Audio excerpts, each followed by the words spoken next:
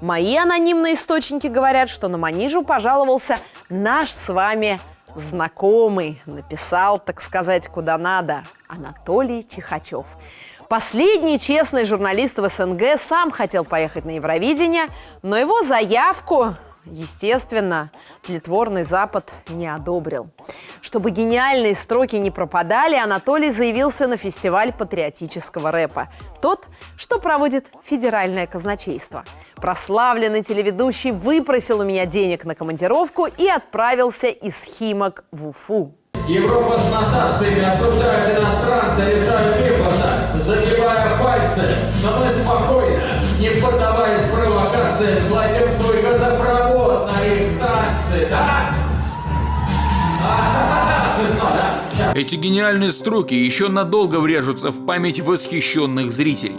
Однако само выступление – только малая часть автобиографической драмы Анатолия Чихачева «История одного триумфа». Смотрите, значит, я сейчас стою, и вообще обалденно получится, да? Категорически, издревле... Ой, простите, девчонки, извините. Категорически, издревле стабильность страны держится на двух столпах. Авторских программах Анатолия Чихачева и рэпе. Еще с ураганных 90-х рэперы поддерживали власть. Но сейчас этим занимаются только буржуи и проходимцы, желающие впихнуть в глотку патриотам свои бургеры. Так дело не пойдет. В гибридную войну вступает Анатолий Чихачев. И я принимаю участие во всероссийском патриотическом рэп-фестивале. В роскошный зал Башкирской филармонии я, Анатолий Чихачев, прибыл по делу государственной важности, укрепление патриотизма и борьба с западной пропагандой. Впрочем, судьба страны не волнует ушлых организаторов, те отказались платить за отель. Ночь перед выступлением мне, Анатолию Чихачеву, пришлось провести на железной скамейке вокзала. Настроение скверное. Володь, ты, блядь, меня сбиваешь своим лицом. До триумфа остается полчаса. Направляюсь в гримерку. И снова палка в колеса. Райдер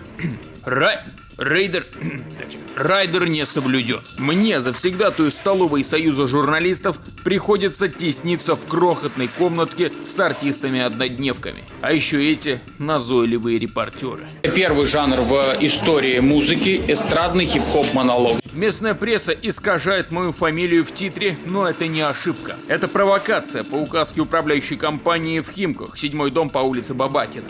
Ничего, плавали, знаем. Все равно за вывоз мусора платить не буду. Ладно, нужно готовиться к выходу. Чтобы показать на сцене свой максимум, начинаю с тренировки дыхания по методике Левитана. Далее разминка суставов по Колчаку.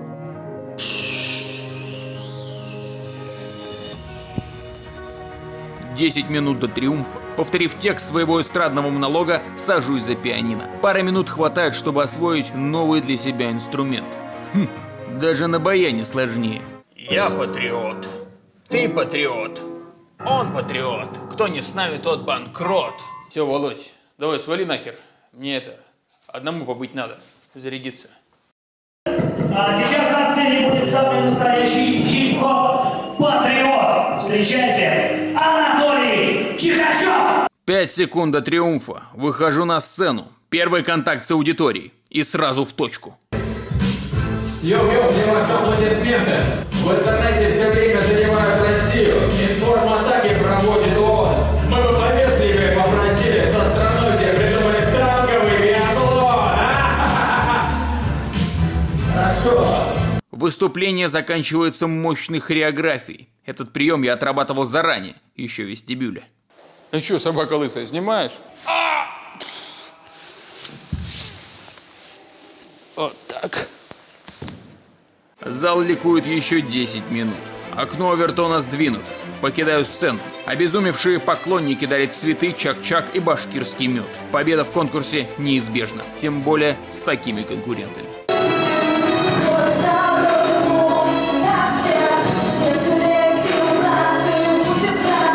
Еще несколько таких невзрачных выступлений, и начинается награждение. Нервничают все, кроме меня. И тут незаметно для всех случается провокация. Пока местный чиновник выступает с речью, у Анатолия Чихачева отнимают заслуженную победу. И победителем отборочного тура становится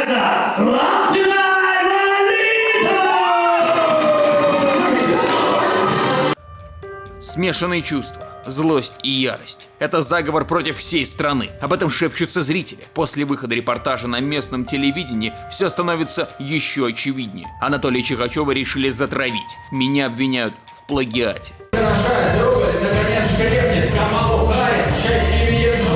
Все реже на камеру улыбается Меркель. Совпадение? Не думаю. Чтобы не вызвать подозрения, поднимаюсь на сцену за дипломом, жму руку местному министру. Все равно криками и возмущениями ничего не исправить. К тому же обещали покормить. На выходе из зала встречают сочувствующие поклонники.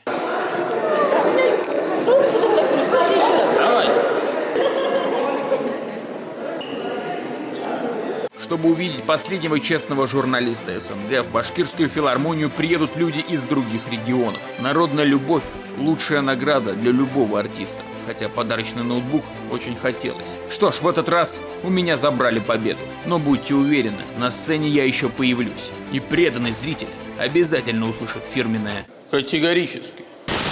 Все, врубай. Сейчас пельмены погоним. Щуку пожрем. Ой, ссать хочется.